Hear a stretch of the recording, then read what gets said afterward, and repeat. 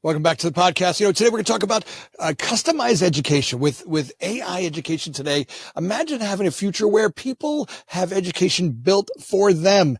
And Juliette Denny is going to show us how Zavmo has done that for people. Juliette, welcome to the show.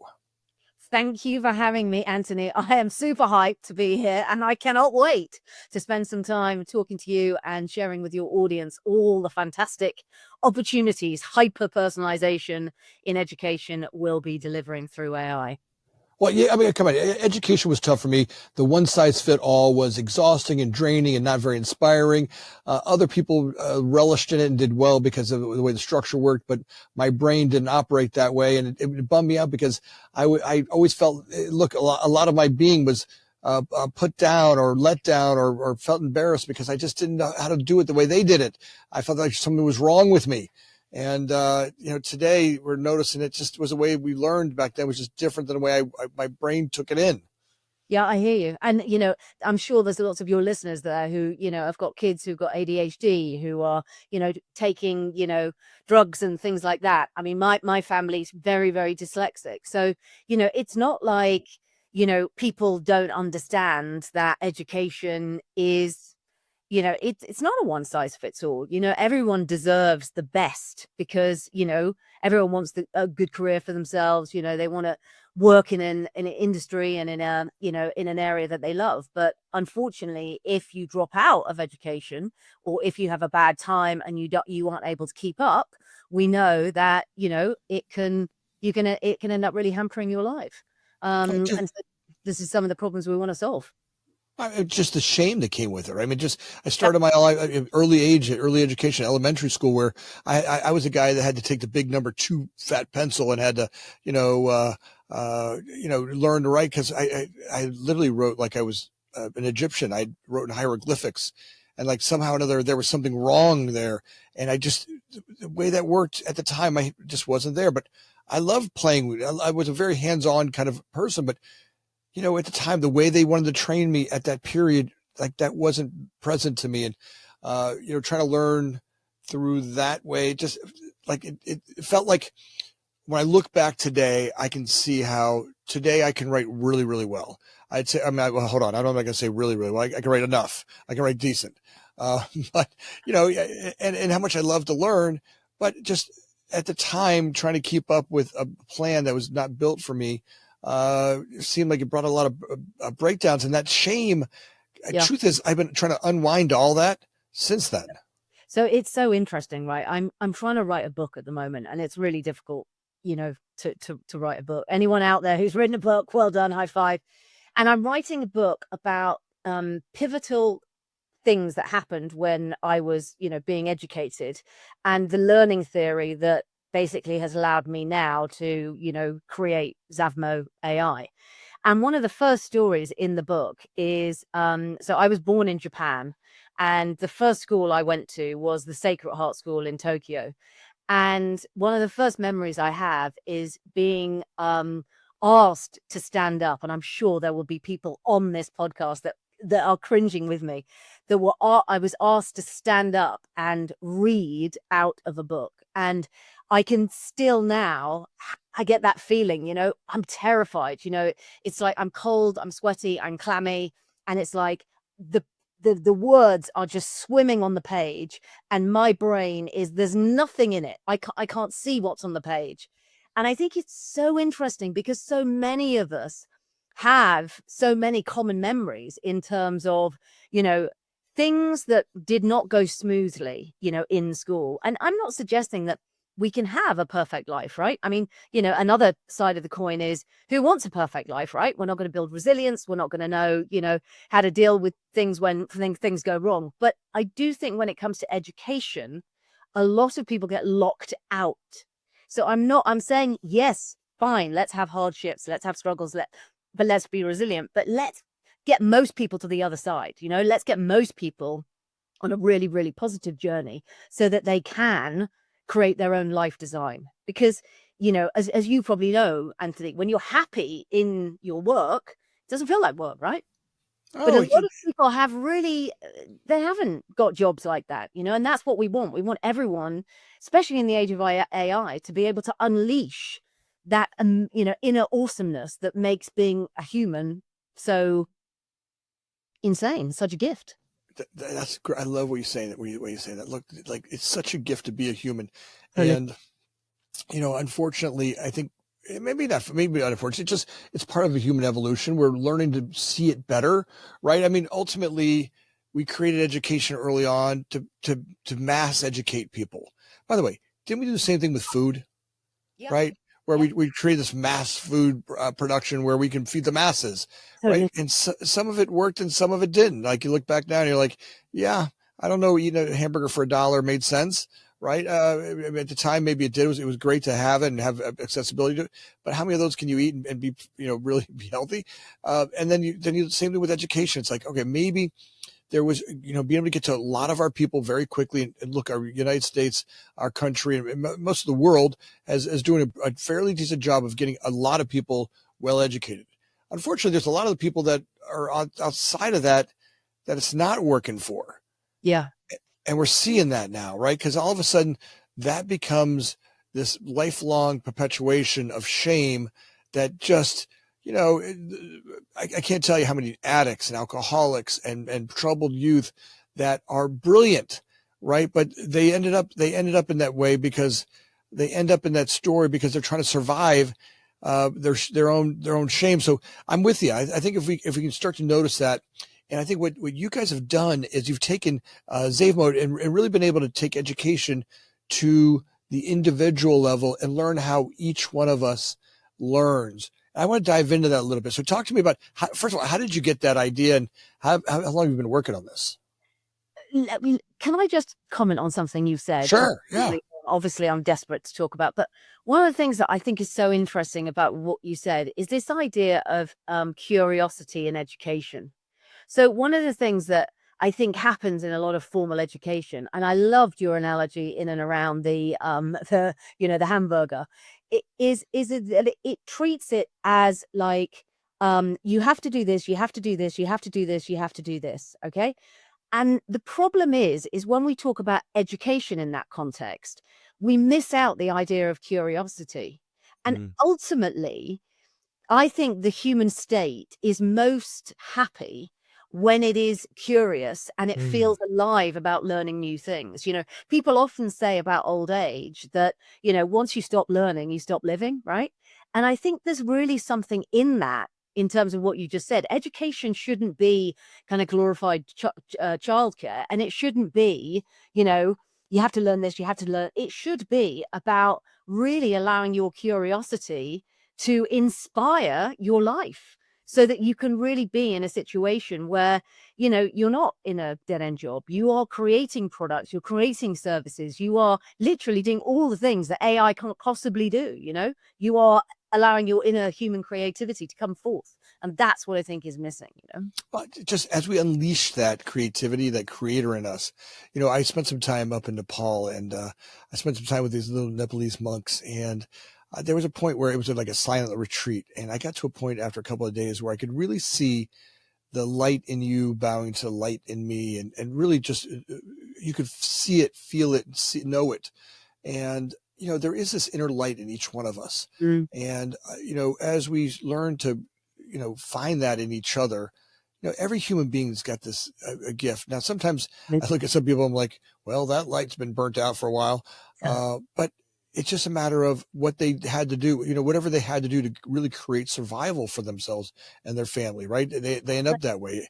I Yep. mean, sometimes they even get mad at the way you ended up, but the truth is that I needed to do that, or they needed to do that to survive. Yep. And I think it's not just, you know, work and career, it's also inspiration in other areas. Like if you feel confident, right? Mhm. I'm not saying everybody needs to make their career their focus, but how about art? How about, music? How about like if you are in a good headspace because you're feeling confident about picking up new skills, about being able to utilize those new skills quickly, about being able to pivot, right? About being able to change, about being Mm. able to react to change because you're confident in your own abilities, because you're confident that you can learn new skills, then the true kind of creativity of you as a human can come to the fore. When people get stuck, like you said, when the light goes out, it's because they've lost confidence. They've lost confidence and they don't know how to break free again. And what we need is some tools and support mechanisms around us that, put that blanket around us and say, hey, I am going to gently guide you to a place where you can be creative and confident again. And that's really, what we all need. Do you remember when you got inspired by this? What was the trigger that had you go off on this path? I mean, because you really are breaking some neat breakthroughs with humans, and it really impresses me. Where was the genesis of this? I mean, I think genuinely, it's been sort of around for a long time. As I say, I was dyslexic. I was moved, so I was born in Japan, went to an American school to start off with. Then I got moved to a boarding school in England, which was absolutely horrible. I ran away 17 times. Then I went to another school and I got suspended and eventually expelled. So, the list goes on. It was just a tragedy. And my father was just like, what are we going to do with this woman? I mean, well, girl at the time, hopefully somebody will marry her and just take her away. But unfortunately, I'd watched Dynasty. Do you remember that show, Dynasty, with Alexis Colby? Sure. And I was like, hello, no. I saw Alexis Colby and I was like, I want to be that woman. I want to be married to a cowboy. I want to be wearing ball gowns every day. I want to be a millionairess. So, I was like, okay, I may be an educational failure, but by hook or by crook, I'm going to get out there and I'm going to have my own business and I'm going to start hustling. And my mum was fantastic. My mum was like, Juliette, you may not have any education to your name. You may, no school in England may want to educate you anymore, but I am convinced that if you set your mind to something, you can achieve anything you want. So I still think that my mother was unfortunately, she's no longer with us, but I do think that idea that no matter what goes wrong in your life, if you have, a supportive element around you that can pick you up. Unfortunately, my mother could definitely support me, but she couldn't necessarily train me into the entrepreneur I've become today. But I think that's just the good old school of hard knocks, which, has been wonderful, I have to say. I've enjoyed every second of it. But so I think it's my personal experience and then also my son. So my youngest son, Zavi, is very dyslexic. And when he was going, but super smart, into motorbikes, into surfing, climbing trees, like, nothing. This kid was literally like a walking wrecking ball. He's just so full of life and, but get him in the classroom, fidgeting, can't stand still, doesn't really want to. And so the idea came to me when he was going through his exams to basically teach him math through narratives of things that he was interested in. So the idea was we were going to teach him maths and science through the lens of surfing and stories that he and his friends would go on adventures. So I think it's been a collection of different things, but now we're here trying to make it happen. So Listen, I learned math through Milt Stringer. I can remember his name like it was yesterday. My math teacher was a dive instructor. And after school, we would learn diving, and through the dive tables and the dive charts and figuring out how to do, all stuff diving, I fell in love with math, right? And it was something that was inspiring to me and it moved me forward, and I aced it. Now, when it came to English, it wasn't that. It was memorizing these rules, I before E, except after C, or if you're carrying a chicken on Tuesday, it's like, it didn't like, I was like, all right, these rules don't make sense. And trying to memorize these things, I'm like, wow, it sounds like this. Why can't I just write it like it sounds? And I'm like, no, it got it this way it goes. So it just didn't, my brain didn't make sense. Now, as I got to be an avid reader, right? Because for me, reading when I was told I had to read, I hated it. Right. I was forced to read. It was like an assignment. But when I learned to read, for me, it became more of a meditation, right? Reading is the one place where my brain gets to focus on just on the black letters and go down a page. It really does bring me kind of a form of meditation that, just kind of slows the brain down. I read before I go to bed at night. If I can get to 10 pages a minimum at night, I'm doing great. If I get to 50 pages, I'm like, whoa. It's got to be a good conversation I'm into. But, all of a sudden I found, all right, that would have been a great way to learn reading, right? Was a way to slow the brain down. Look at that. You got some dogs going at somebody. Nice. Sorry, they're being naughty. I'll calm down a minute. Now, What's the name what's your dog's name? so I've got three: Rocco, Bear, and Tiger. So Nice. three of the little monkeys.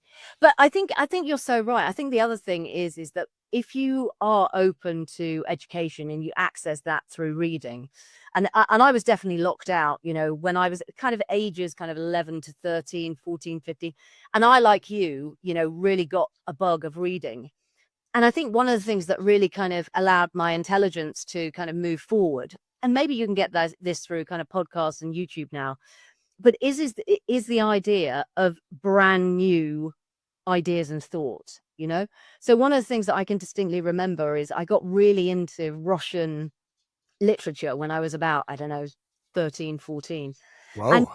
yeah, and the concepts that, sometimes about hardship, about struggle, about change, about nihilism, about lots of different things was really, really got my kind of creativity going, because I was like, wow, this is a completely new idea. And I think that's the way education should hit you, in terms of I didn't have the concept of what nihilism is, for example. Like, I didn't even know that there was such a thing. And so I think that ability to have that aha moment is something that, being in good education, you can have all the time. And that makes you very excited about life. But we need to allow that excitement to come through more often for most people, is the challenge, I think. Well, let's talk a little bit. You guys have really created the 4D education model, which I think it's phenomenal, right? Let's talk a little bit about the 4D and how it works and why you guys came up with that. So the 4D model, we were really just trying to take something which a lot of people could say is really complex and turn it into something really simple. Okay. So in order for an AI or a teacher, okay, or a human, right? You can say you walk into a bar and you meet a human. The first thing that you do is you try and discover who the other person is, right? So Yeah. it starts with discovery. So it's really simple. Like, Zavmo asks you questions about you. So, what do you do? What do you like doing? What have you done? Where would you like to go in your career? How do you like to learn? And so through these conversations, Zavmo begins to, and this is the difference between a human mind and an AI mind. In the vector database, in their AI database, what's happening is Zavmo is plotting you against a virtual 3D space, right? So Zavmo is going, and then what happens is Zavmo has a discussion with you. Okay, so we've moved from discovery to discussion. And Zavmo's saying, okay, so you are a sales director and you want to become a managing director. Let me ask you some questions about, that. So you start a discussion about that basically maps you to a set of competencies so that you can see clearly, these are my skill sets. This is what I'm really good at. But this is what I need to know. Now, you can also take that example, say, I'm not a sales director. I'm an 11-year-old kid doing maths, right? This is what I know about maths. This is basically what the curricula says I need to know about maths. So you might say, I've got my, I don't know, year 10 exams, and this is basically what I need to know for that. So it will do the gap analysis. Then what you need to do is tell Zappo how you like to learn. So I like to learn through story. I like to learn through role play. I like to learn through being, mentored and guided. I like to see an illustration, and then I like to feed back how, what that means to me. And you can do this through type, or you can do it through voice. So you can just have a conversation with Zappo. So after that, Zavmo will say, okay, well, tell me, now I know what you want to learn, what you need to learn in order to get where you want to go. I know the type of learning experience you'd like and conversations you'd like. Tell me when you want to learn. So then you agree with Zavmo a plan that you're happy with, right? Then you come out of the discussion stage, and then you go on to delivery. And delivery is exactly as you would have from a mentor or coach. So it's the type of learning you like, in bite size, according to, the length of learning you want to do. And it's just interactive. It It's changes. look, making it interactive is, I think, the fundamental win, right? To one, because a lot of that circumvents stuff you already know, right? Like I don't need to know stuff, go through this. And I think that's a lot of times when you get burnt out in education, like, well, look, I don't need to go through this. I've already learned all of that. Now let's get past that and get to the part I'm really looking for. And I want to bite into, or stuff I don't understand.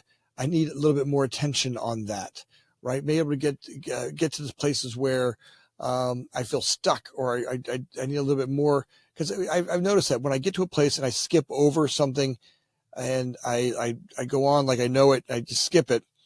I find that it takes a lot of life out of me, right? I'm left kind of lifeless, right? Or maybe feel stupid. I mean, really at a fundamental level. And then that kind of stops the learning. So I like where you're going, where it starts to customize, it starts to talk to you, understands you and kind of the things you want to learn and where you want to go, and then customizing that to get there. From the time you started to where you are now, how are you seeing what are the biggest changes you had from your first models to the models you're doing today? Oh, what a great question. Before I answer that, can I just say one thing Yeah, about yeah, learning yeah. as well? The problem is you keep saying interesting things and then I have to comment on them. So I just wanted to go back to the process of learning. So Yeah. one of the things that we know in instructional design, so this is the how somebody is taught, is that there's this taxonomy called Bloom's taxonomy. So, like Mhm. you were saying, sometimes I just got bored, I haven't got enough interest or whatever. So one of the things that conversational learning allows you to do is to get your brain to analyze and evaluate what you're learning. But most of our time, if we're doing e-learning or in the classroom, is I'm just listening. Yeah. So I'm listening and remembering. And the brain's really bored of that. So unless the brain is actually actively engaged, I want to analyze it. I want to build on it. I want to discuss it. What happens is the information goes in your brain and then falls out the other side. And so this individual conversation allows us to move further up the taxonomy of Bloom's taxonomy to get the brain actively engaged in every step of the learning. So that is one of the big things that you can obviously do utilizing, AI. Well, But I'm sorry. Let's talk a little bit more about that. So one of the things I always said is maybe even arguing a point sometimes is a great way of learning it, right? yeah, Some of the best things I ever learned or think I know today is most of it was stuff I argued about, right? I mean, like that interaction between listening and then talking about it and then just arguing and have that discussion or that transaction. You start to really, it's kind of like sonar. You start to learn where my lines are. Oh, look, I can believe in that. I would look, that idea makes real sense to me, right? It gives you that. I think what you're talking about is finding, through that interactive conversation, you really are building on a better knowing of a subject. exactly. Like one of the things that is amazing about the human brain is we should not believe and we should not kind of accept everything that gets, that we receive, right? The way we get to be subject matter experts, the way we get our intelligence to grow is by analyzing, evaluating, and building on that knowledge, right? Being able to corroborate it, right? That's how you become, from good to great. Okay. So what we want to do is we want to help people understand how they get better at learning, right? And the way we do that is we say, okay, well, this is the information I want you to know, but let's analyze it together. Let's evaluate how, where are we getting that information from? And then we can build on it, right? And that's what gets the brain to spark off, right? It's not just getting stuff handed to the brain and then the brain's like, yeah, yeah, yeah, yeah. What we Yeah, Yeah. it's kind of lifeless. There's no real getting it. You're right. I get that all the time. It's just too much. First of all, it's just too much data Yeah. to relate to, right? It just kind of goes in one way, comes out the next way. I mean, but once I get to interact with it, argue it, or make it part of a conversation, then it kind of, I start to see it, believe it, I start to file it in places where I know it's going to be of useful nature to me. Right. So it really does create a kind of a knowing, a way of being. Like instead of like learning it, you actually end up being in the conversation. You end up being in that, conversation of the idea. Exactly. So basically, what you've just described there is when we receive learning, okay? First of all, we receive learning and it goes into our kind of, our short term brain, right? And unless we actually move higher in the elements of Bloom's taxonomy, so analyzing, evaluating, growing that knowledge pool, what happens is it just falls out of our short-term memory and we can't remember it, right? What you just said is about consolidation. So when we are analyzing, evaluating, and doing all those higher elements of Bloom's taxonomy, our brain consolidates that information and it attaches it to, various kind of nodes in our mind palace. So if you imagine your brain as a series of 1 billion different lights that are all connected, right? What we are doing when we consolidate knowledge from our short term to our long term is strengthening those connections, right? And we can't really do that without going further up Bloom's taxonomy, i.e. analyze. And so this is why the one-to-one way of instructional design or teaching whatever is a much more powerful way and effective way of delivering out education, because it works the way the brain works, as you so rightly have just illustrated. Well, just like you get it in the stories that you tell, you get it in the experiences, like your son, he gets into surfing, or me with the diving, right? Exactly. In that relationship to it, it stores it in, hey, I'm going to need this, Mm. right? So it makes it important and adds value to it, where, just a plethora of information I get into my brain every single day, I have to, I can't possibly keep it all. I just walk around mumbling all day, right? Yeah. And I think this also goes back to the first stage, which is discovery. Let's start from the viewpoint of, Anthony, what do you want to do with your life? Like, let me have a conversation with you, Anthony. What do you want to do with your life? Like, where do you want to go? What do you want to be? What do you want to achieve? Who do you admire? What are your hobbies? What are your interests? And so you start from the point of, I know that human. And my job, this is what Zavmo AI is saying in his, AI brain, or her IA brain. Right. Well, I need to wrap my entire being in the service of this human to help this human achieve everything that human wants to achieve. That's my job. But in order to do that, everything I do needs to be centered on the goals and what that human wants to, achieve. Well, I just find it funny. Like, I always imagine that this AI learning model like this would be able to go to each one of us individually. And if I learn better in stories, or if I learn better in a demonstration, or if I learn better in a case study, or if I learn better, in some format, as, the AI gets to learn me, it can present that learning through that mechanism. That's exactly what it does in delivery. That's Yeah. exactly what it does. So the more it knows about you, and this is a leap of faith, right? I mean, hopefully these kind of podcasts help kind of reorientate the conversation between, the good and bad of AI, because obviously there's a lot of people out there that, worry about, AI. And one of the things that I think is very important is to discuss this and discuss what we want from AI and how we want humans to interact with AI in order to, improve human existence, because ultimately we created AI. And so it's our job to have a positive view of the future that we can shape AI into so that it serves our needs. Well, I mean, if AIs, anytime we've had technology changes, people have freaked out, and rightfully so. AI is a powerful technology that, look, we can see it going wrong, and we're going to go wrong. We're going to have some stuff. But every time we've grown anywhere as humans, we've taken steps. You take 10 steps forward, there's got to be 3 or 4 backwards just to go, well, yeah, we didn't like that one, right? The food industry, the education industry, the mental health industry, just all of them have come with, all right, we took 10 steps forward. Oh, let's step back a little bit and look at how to make adjustments. And we're going to go through that. Unfortunately, people want to start off that way and stop progress.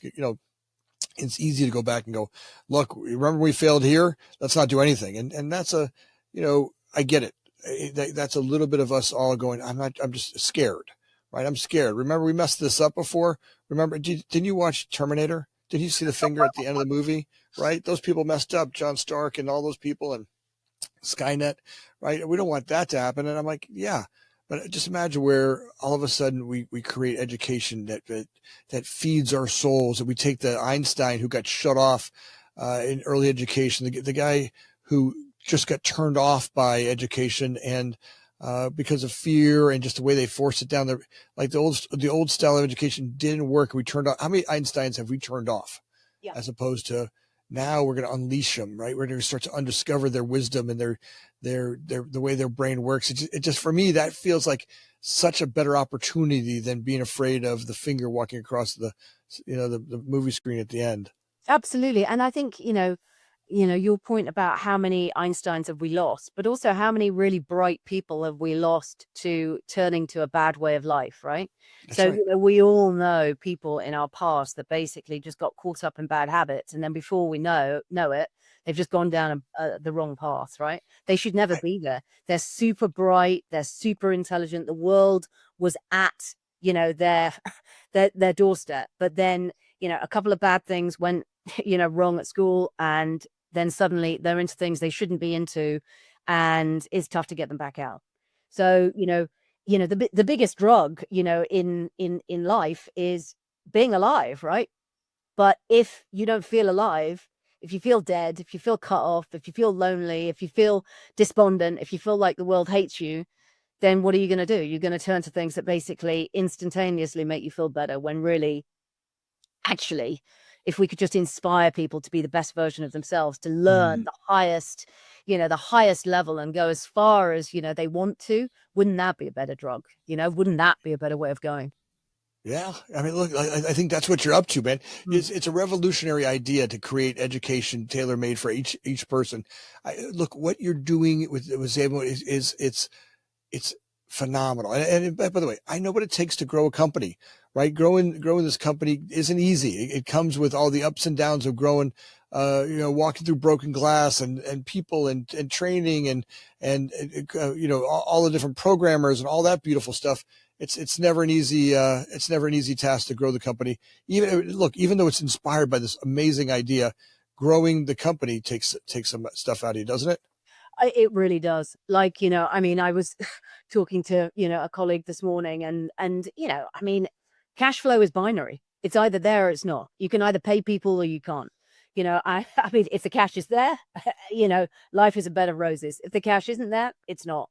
And what I have learned, my lived experience is, hey, you always spend money to plan. Do you make money to plan? Turns out not. Turns out not.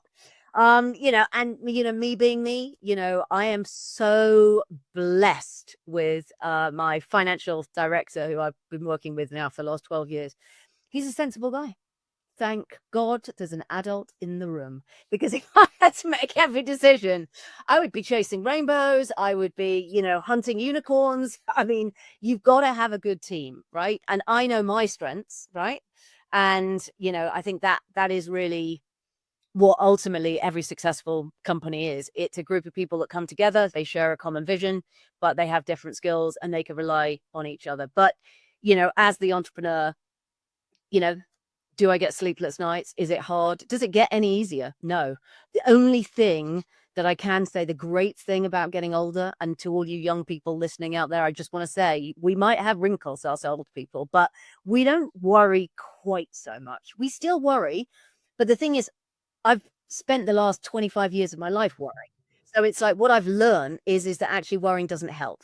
Action Mm. helps, but worrying itself doesn't help. So business every day is difficult. And growing a business, whether you're a multi-million, billion-dollar business, or whether you're, turning over 10K, it doesn't make any difference. The worries are exactly the same.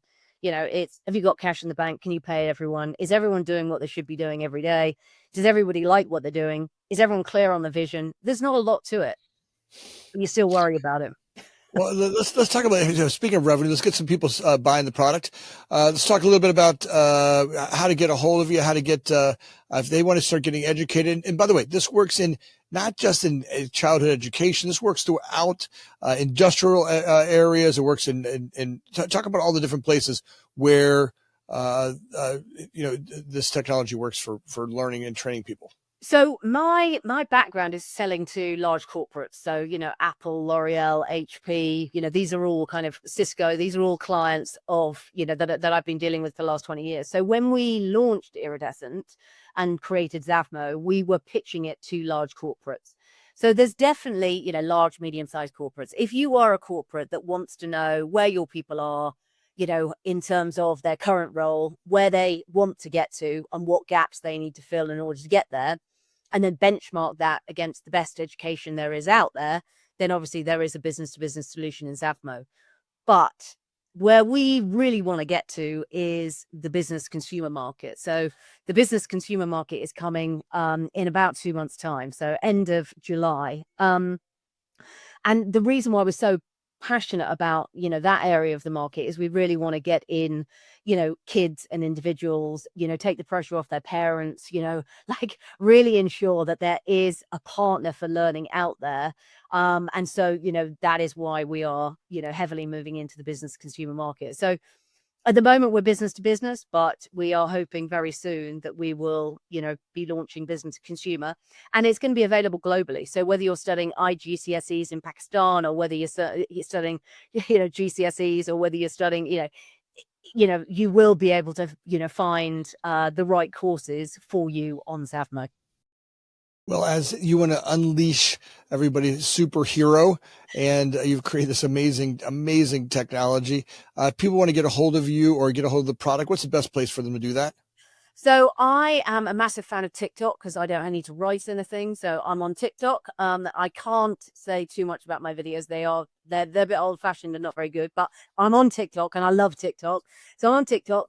White papers, if you're interested in reading the neuroscience or the AI technology behind Zavmo, then LinkedIn is the place to go. But then our corporate website is Iridescent technology.ai, or of course just search up Zavmo. He's there. She or he's there.